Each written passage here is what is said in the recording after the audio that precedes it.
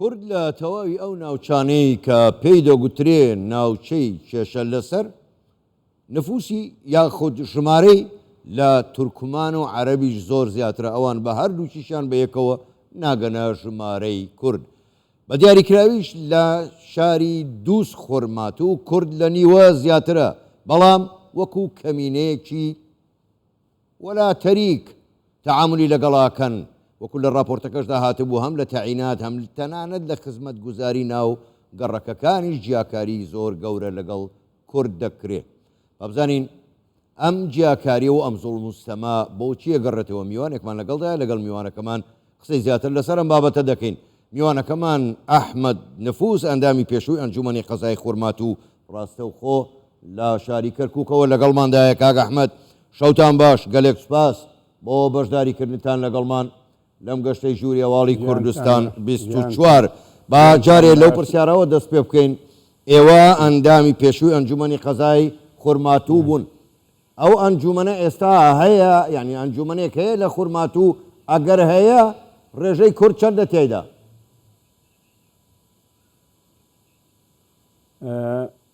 پێشەکی بە خێراتتان دەکەم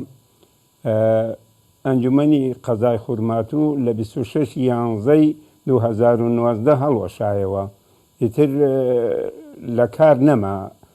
ئیشوکاری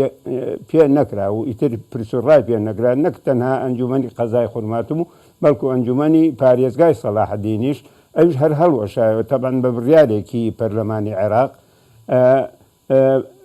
دەربارەی ڕێژەی کورد لە خورماتوو من خۆم پێشەوەی ئەندامی ئەنجومەن بووم مدیری نفوسی دایرەی خورماتوو بووم ئەتوانم بڵێم لە 160 خەڵکی خورماتوو کورد بوو بە تایبەت ئەو کاتێک کە نەوجول و قادرکەرم لەسەر خورماتوو بوو 100 و تقریبا زیاتر لە 30 کورد سەر بە قەزای خورماتوو بوو باش کاک ئەحمەد ئێستا ئێوە خۆتان دەڵێن لەگەڵ جەنابیشت وا دەڵێ کە ڕێژەی کورد لە قەزای خورماتوو زۆر زیاترە لە عەرەب و لە تورکمان بەڕای تۆ یعنی لە دوای 16 ئۆکتۆبرەوە ئێستا دۆخی خورماتوو چۆنە ڕێژەی کورد لەوێ زۆر کەمی نەکردووە مەسەرەن کورد دەر نەکراوە بە زۆر نفوسەکەی نەگۆڕدراوە یەکەم جار ئەگەر ئێمە بگەڕێن و بۆ 16 ئۆکتۆبەر ئەوەی لە 16 ئۆکتۆبەر ڕوویدا دژ بە هاوڵاتیانی کوردی شاری خورماتوو ڕەنگە هیچ جیاوازیەکی ئەو تۆی نەبێ لەو ڕووداوە دڵتێزێنەی کە لە ساڵی 1991 بەسەر خورماتووە هات دووس خورماتوو زیاتر لە 100 خانووی لە 16 ئۆکتۆبر ڕۆخێنرا بەسەر خەڵکەکەیە بەسەر ماڵ و مناڵەکەیە و جگە لەوە زیاتر لە 1000 کۆگا و دوکان و شوێنە گشتیەکان و چێشتخانەکان تاڵان و سوتێنڕان هەر هەمووی خاوەنەکەی بە بەرچاوی خاوەنەکەی و خاوەنەکەشی نەیەتوانێت سەڵاتی نەبوو بەرگری لە خۆی بکە چونکە هیچ هێزە نەبوو پشگیری لێ بکە جا ئەوەی لە 16 ئۆکتۆبەر ڕوویدا کارەساتێک بوو کارەساتێکی زۆر زۆر قورس و گرام و بەسەر گەلی کووردا لە شاری خورماتووە هات باش کاک ئەحمەد زۆر قسە لەسەر ئەگەر باس لە پۆستیش ئەەکەی بەڵێ بڵێ فەرموو ئەگەر باس لە پۆستیش ئەەکەی بەڕێزەکەم با من ئاماژەی پێ بکەم ئێمە لە کاتی خۆیان لە سەردەمی ئەو کات ئەنجومەن هەبوو پۆستەکانمان تا ڕادەیە تەوازنمان ڕاگررت بوو لە نێوان کورد و عەرەب و تورکمانە بەڵام ئیسە هیچ پۆستێک بەدەست کوردەوە نییە کورد هیچ پۆستێکی لە خورماتووە نییە باش کاک ئەحمەد زۆر قسە لەسەر جێبەجێکردنی مادەی 140 دەکرێت و ئەم جارەش حکوومەتی هەرێمی کوردستان لە ڕێکەوتنەکەی لەگەڵ حکوومەتی عێراق داوای جێبەجێکردنی مادەی 140 دەکات پرسیارەکە ئەمەیە بەڕای ئێوە پاش ئەو هەموو زوڵم و ستەمەی کە خۆتان باستان کرد لە کورد ئەو هەموو داگیرکاریە پێ وایە بە جێبەجێکردنی مادەی 140 ئەگەر جێبەجێکرا کەمێک لەو زوڵم و ستەمەی لە کورد دەکرێت کەم دەبێتەوە بەڕێزەکەم ئەگەر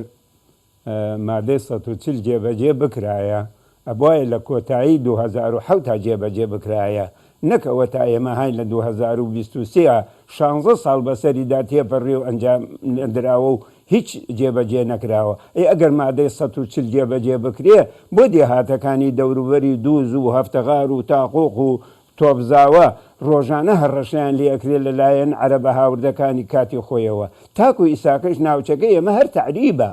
ئیتر چی لێ جێبەجێ کراوە؟ کام بەرپرسی کورد ئەڵێ بڵێ مادەی 140 جێبەجێ کراوە. ئەگەر ئەوەی جێبەجێ کرابێ کوردە ملیۆنێکی وەرگردووە و هەر هاوڵاتەیە کە دەربەدەر کراوە ماڵی ڕۆخێنراوە، بەڵام بەرامبەر بەوە کە عەرەب سوودمەند بووە 20 ملیۆنی وەرگرتووە و سوودمەند بووە. ئەمە کەی جێبەجێکردنی مادەی 140 پێڵێن؟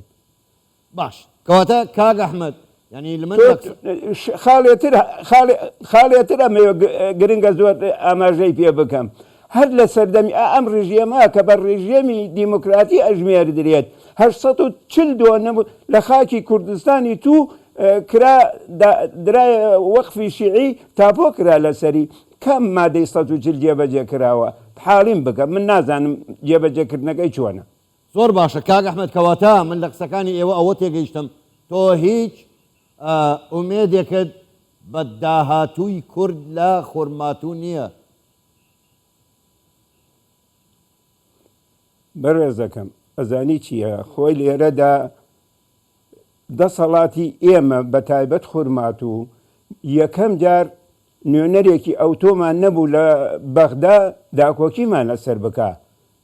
یعنی ئەگەر نوێنێرێکی ڕاستەقیمان لە بەغدا بواە بۆ 840 چیای هەنجیرە بکرێتە وەقفی شیعی کە ڕەبتی بن نە بە ئاینەوە هەیە نە بە شوێنێکی پیرۆزەوە هیچ ڕەبتێکی نییە، تەنها گومەتێ لە کات خۆی نازان بۆ چاودێری مەرسەد بووە. ئیسا ئەمان کردویانەتی ئیمام عەلی المورتەضا و ئەوە تا تاپۆیان کردە لەسەر وەقفی شیعی. ئەی کورد ئەگەر دەسەڵاتی بێ ئەو نەتوانێت ئەوە بکە پێم ناڵێنە وەڵڵا من وەکو خۆم وەکو ئەحمەد نفوس هیچ ئومێدێکم بە